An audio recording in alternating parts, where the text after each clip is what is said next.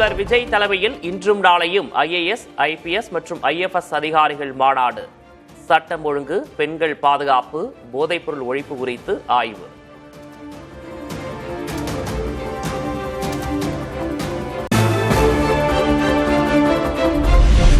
தமிழ்நாடு அதல பாதாளத்துக்கு போகும் சூழலில் உள்ளதாக திமுக தலைவர் மு.க.ஸ்டாலின் விமர்சனம். தமிழ்நாட்டில் எப்போது வேண்டுமானாலும் தேர்தல் வரலாம், தயாராக இருங்கள் என்றும் பேச்சு.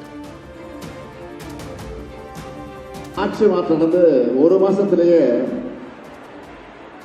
தமிழ்நாடு இன்றைக்கு அதல பாதாளத்துக்கு போகக்கூடிய ஒரு சூழ்நிலை ஏற்படுது. தொழில் நிறுவனங்கள் இந்த புதிய ஆட்சியை நம்பி தமிழ்நாட்டுக்கு வர பயப்படுறாங்க, தயங்குகிறாங்க.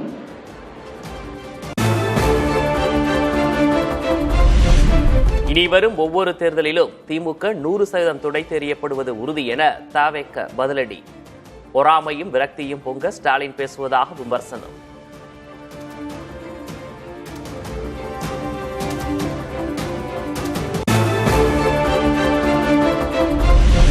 இந்திய பெருங்கடல் குறித்த இந்தியாவின் செயல் திட்டத்தில் செஷல்ஸுக்கு முக்கிய இடம். செஷல்ஸ் நாடாளுமன்றத்தில் பிரதமர் மோடி உரை.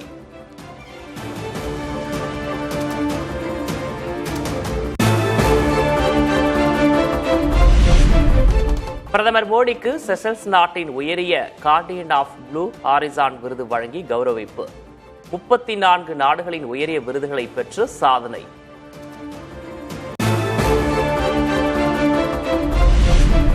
செஷல்ஸ் நாட்டுக்கு அதிவேக ரோந்து கப்பல்கள், ஆம்புலன்ஸ்களை வழங்கியது இந்தியா. அந்நாட்டு அதிபரிடம் முறைப்படி ஒப்படைத்தார் பிரதமர் நரேந்திர மோடி.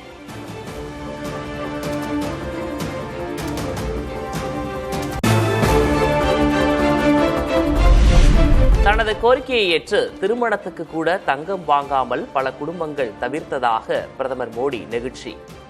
மக்களின் ஆதரவால் தங்கத்தின் இறக்குமதி குறைந்துள்ளதாக மனதின் குரல் நிகழ்ச்சியில் பெருமிதம்.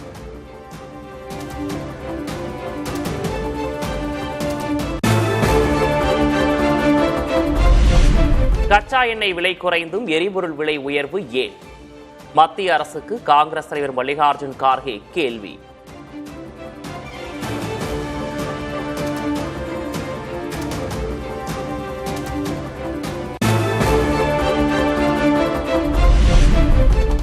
சென்னையில் திமுகவில் இணைந்த அதிமுக உள்ளிட்ட மாற்றுக் கட்சியினர்.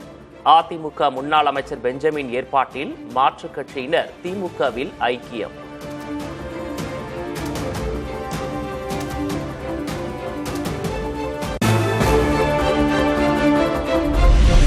உதயசூரியன் சின்னத்தில் போட்டியிட்டுதான் முதலில் எம்ஜிஆர் வென்றதாக மு.க.ஸ்டாலின் பேச்சு. கருணாநிதி மீது எம்ஜிஆர் கொண்டிருந்த மரியாதையையும் சுட்டிக்காட்டி நெகிழ்ச்சி. மக்கள் தலைவர் எம்ஜிஆர் அவர்கள் பொருளாளராக இருந்து செயல்பட்ட இந்த இயக்கத்திற்கு நீங்க வந்திருக்கிறீங்க.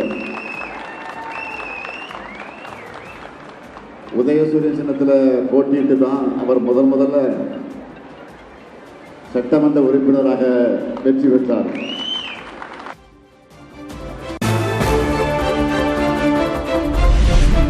அரசு கல்லூரி உதவி பேராசிரியர் தேர்வு முடிவுகளில் முறைகேடு நடந்துள்ளதாக எழுந்த புகார்கள் மீது விசாரணை நடத்த வேண்டும். தவறு இழைத்தோர் மீது சட்டப்படி நடவடிக்கை எடுக்க வேண்டும் என அதிமுக பொதுச்செயலர் எடப்பாடி கே. பழனிசாமி வலியுறுத்தல்.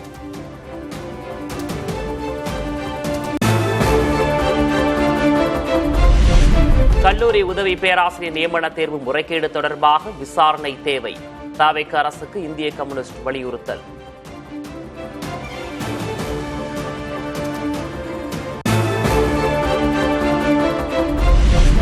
ஓ பன்னீர்செல்வம் இணைந்திருந்தால் அதிமுக மேலும் பலமாக இருந்திருக்கும்.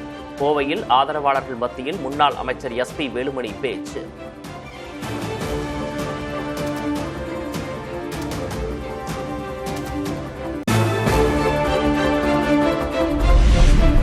சென்னையில் குழந்தைகளுக்கு போலியோ சொட்டு மருந்து வழங்கிய முதல்வர் விஜய். சொட்டு மருந்து வழங்கிய பின் குழந்தைகளுக்கு பொம்மைகள் கொடுத்து மகிழ்ச்சி.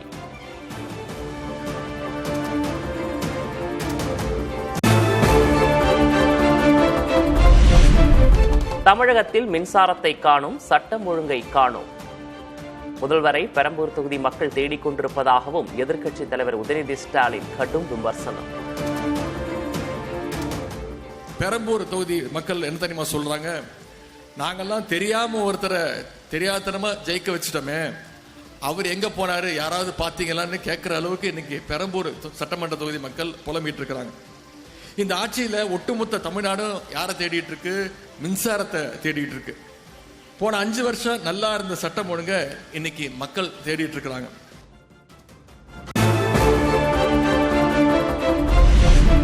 தாவேக அரசின் போலி பிம்பம் ஒரே மாதத்தில் நொறுங்கிவிட்டது.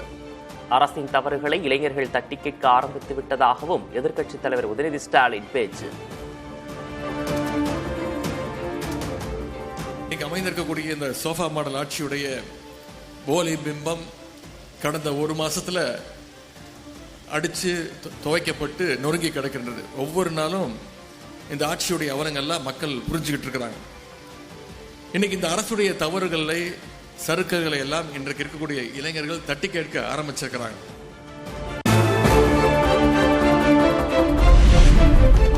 தாவேக அமைச்சரவையில் விசிக இடம்பெற்றது குறித்த திமுக விமர்சனத்துக்கு திருமாவளவன் பதிலடி.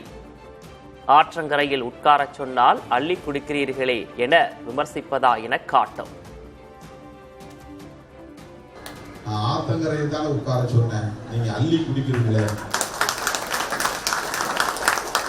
நான் மரத்து நிழலான உட்கார சொன்னேன், நீங்க பழம் பரிசு திங்குறீங்களே.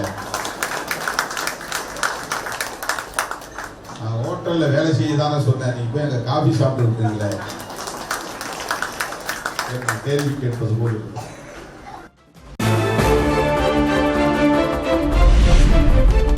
திமுக, அதிமுக ஆகிய கட்சிகளின் நிலையான வாக்கு வங்கியில் சேதம். லாபத்தில் அல்ல, முதலுக்கே மோசம் வந்துவிட்டதாக திருமாவளவன் கருத்து.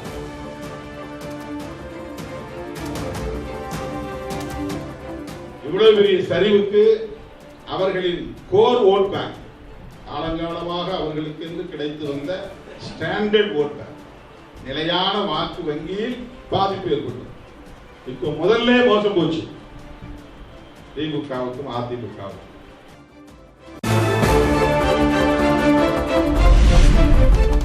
தொங்கு சட்டசபை அமையும் என்று முன்கூட்டியே யூகித்தேன்.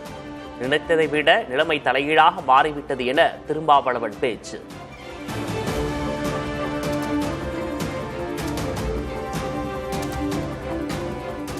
தொங்கு சட்டசபை வரும் என்பது நான் யூகித்த ஒன்றுதான். பற்றாக்குறை திமுகவுக்கு ஏற்படும் என்றுதான் நான் கருதுகிறேன். ஆனால் எல்லாம் தலைகீழாக மாறிப்போம்.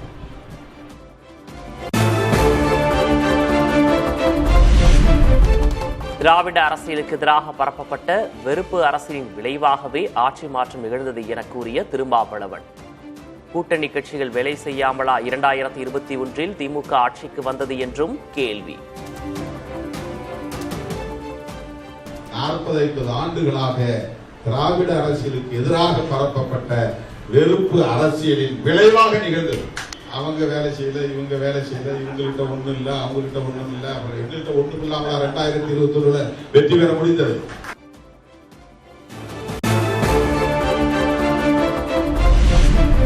தாவேக தோழமை கட்சிகளின் கூட்டத்தில் பங்கேற்க விடுதலை சிறுத்தைகள் கட்சிக்கு அழைப்பு. திருமாவளவனை சந்தித்து அழைப்பு விடுத்த அமைச்சர்கள் ஆனந்த், ஆதவ் அர்ஜுனா.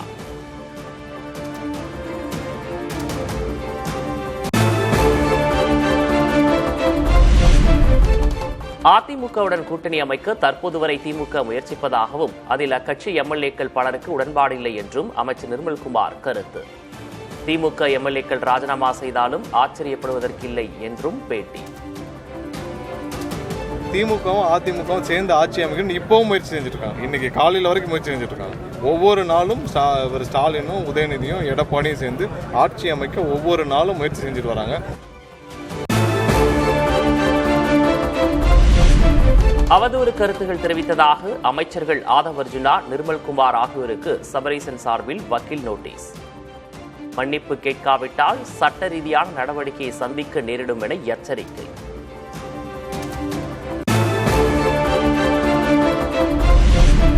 திராவிடர் கழக தலைவர் வீரமணியுடன் இந்து சமய அறநிலையத்துறை அமைச்சர் ரமேஷ் சந்திப்பு.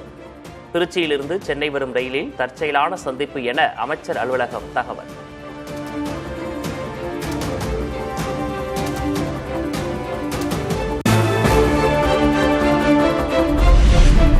தமிழ்நாடு அரசின் டெல்லி சிறப்பு பிரதிநிதியை நியமிப்பது முதல்வரின் தனிப்பட்ட அதிகாரம். அந்த பொறுப்பில் யாரை நியமித்தாலும் அது அரசின் முடிவை பாதிக்காது என்றும் விசிக தலைவர் திருமாவளவன் கருத்து.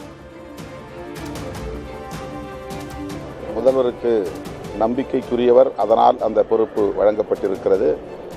அந்த பொறுப்பு ஆட்சி நிர்வாகத்தில் முக்கியமான முடிவுகளை எடுக்கிற ஒரு பொறுப்பு அல்ல, தன்னுடைய நம்பிக்கைக்குரிய தோழருக்கு வழங்கியிருக்கிறார் என்று விளக்கம் சொல்லியிருக்கிறார். அது உட்கட்சி உட்கட்சி அவங்க கட்சி விவகாரம். அதில் இது அரசு பதவிதான் என்றாலும் கூட அந்த அதிகாரம் முதலமைச்சருக்கு இருக்கிறது.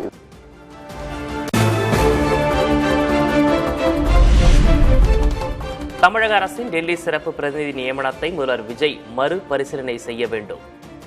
தமிழகம் குறித்த புரிதல் இல்லாத ஒருவரை மக்கள் ஏற்க மாட்டார்கள் என்பதை சுட்டிக்காட்டி இந்திய கம்யூனிஸ்ட் கட்சி வலியுறுத்தல்.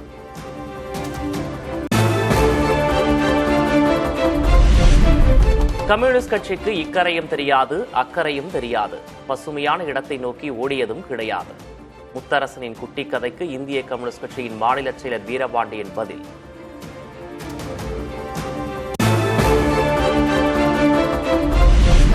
இந்திய கம்யூனிஸ்ட் கட்சியின் சித்தாந்தத்திலிருந்து முத்தரசன் விலகிவிட்டாரோ என்ற சந்தேகம் எழுகிறது. முதல்வர் விஜயை ஒப்பிட்டு பேசுவது தவறு என்றும் அமைச்சர் ராஜ்மோகன் கருத்து.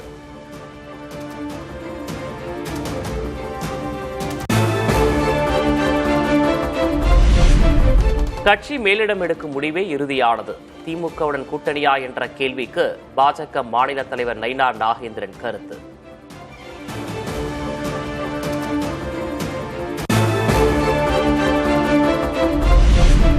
சட்டமன்ற இடைத்தேர்தலில் போட்டியிடுவது குறித்து வி த லீடர்ஸ் அமைப்பின் தலைவர் அண்ணாமலை ஆலோசனை. பெருந்துறை தொகுதியில் போட்டியிட வேண்டுமென ஆதரவாளர்கள் விரும்புவதாக தகவல்.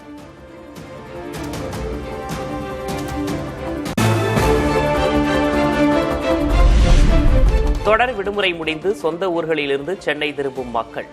உளுந்தூர்பேட்டை சுங்கச்சாவடியில் போக்குவரத்து நெரிசல்.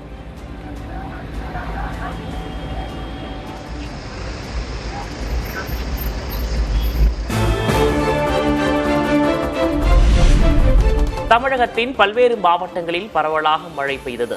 கிருஷ்ணகிரி, திருவண்ணாமலை, சேலம், விழுப்புரம், புதுக்கோட்டை, மதுரையில் பரவலாக மழை.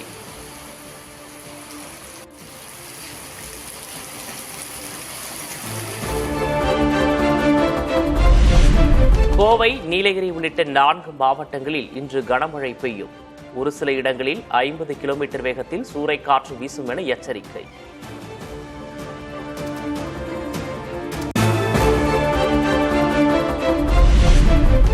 நீலகிரி பந்தலூர் பகுதியில் மழையை தொடர்ந்து நிலவிய அடர் பனிமூட்டம். முகப்பு விளக்குகளை எரியவிட்டவாறு சென்ற வாகனங்கள்.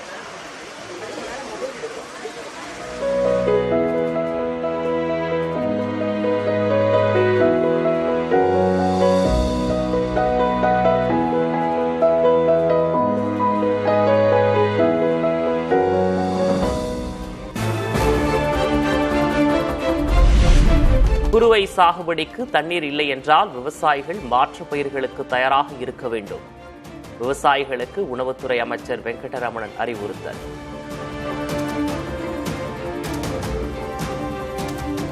விவசாயிகள் எப்பவுமே ப்ரிப்பேர்டா இருக்கும். குறுவை தூக்கு பண்ண முடியலன்னா வேற கிராப்புக்கு போயிடுறாங்க. இந்த விவசாயிகளும் தண்ணி என்ன கிராப்பா இருக்கும் உடனே என்ன பண்றாங்க, சரி நம்ம அக்ரிகல்ச்சர் டிபார்ட்மெண்ட் சொல்லியிருக்கோம், இந்த நெல் இல்லைங்க. இப்போ எக்ஸாம்பிள் இந்த பர்டிகுலர் ரீஜனில் மட்டுமே திருவாரூர் 24,000 ஆழ்துளை கிணறுகள் இருக்கு. அந்த கிணறு மூலமாக சாகுபடி பண்றாங்க.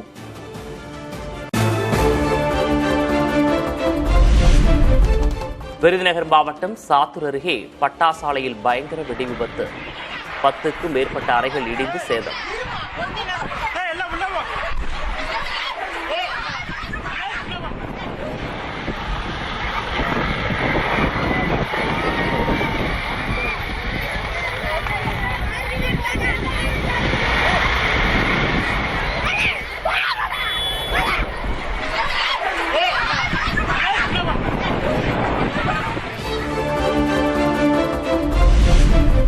லஞ்ச ஒழிப்புத்துறை ஆய்வாளர் விமலா மீதான பணியிடை நீக்க உத்தரவுக்கு உயர்நீதிமன்றம் இடைக்கால தடை. லஞ்ச ஒழிப்புத்துறை இயக்குநர் அருணின் நடவடிக்கை உள்நோக்கம் கொண்டது என கருத்து.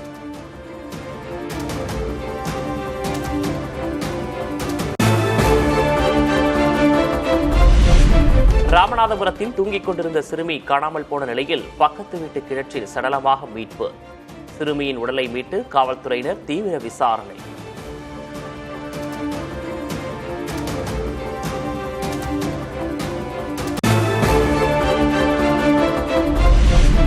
திருப்பூர் மாவட்டம் ஊத்துக்குளியில் யூடியூப் பார்த்து வீட்டில் பிரசவம் பார்த்த இளம்பெண் உயிரிழப்பு. இரத்தப்போக்கு காரணமாக மருத்துவமனையில் அனுமதிக்கப்பட்டவர் சிகிச்சை பலனின்றி உயிரிழப்பு.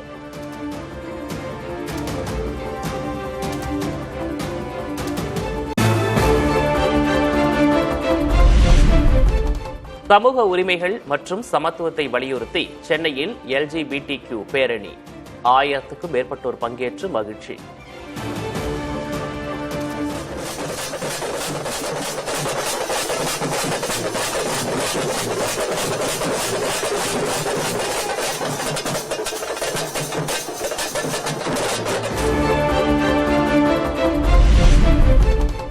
இயக்குனர் பாக்யராஜின் உடலுக்கு முழு அரசு மரியாதை. சென்னை பெசன்ட் மின்மயானத்தில் 72 குண்டுகள் முழங்க உடல் தகனம்.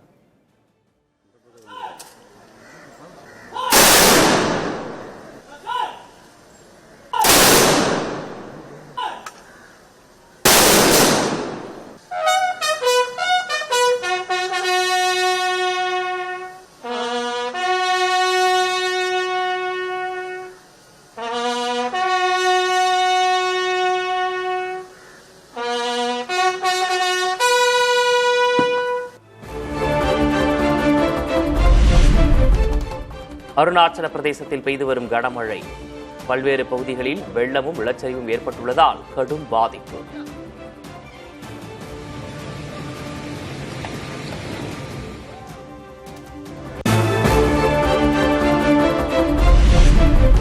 மத்திய அமைச்சர் தர்மேந்திர பிரதான் ராஜினாமா செய்ய வலியுறுத்தி உண்ணாவிரத போராட்டத்தை தொடங்கினார் சுற்றுச்சூழல் போராளி சோனம் வாங்சுக்.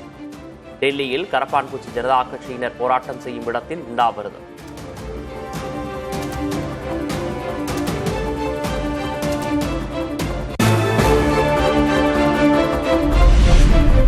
சவுதி அரேபியாவில் எண்ணெய் சுத்திகரிப்பு ஆலைக்கு சொந்தமான ஹெலிகாப்டர் கீழே விழுந்து விபத்து. 14 பேர் உயிரிழந்த சோகம். இரண்டாவது T20 போட்டியில் அயர்லாந்திடம் 1 ரன் வித்தியாசத்தில் இந்தியா அதிர்ச்சி தோல்வி. 2-0 என்ற கணக்கில் தொடரை கைப்பற்றியது அயர்லாந்து.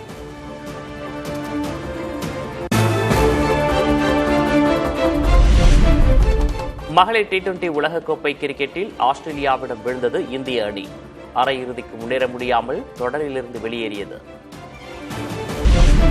உலகக்கோப்பை கால்பந்து தொடரில் நாக் அவுட் சுற்று போட்டிகள் தொடக்கம்.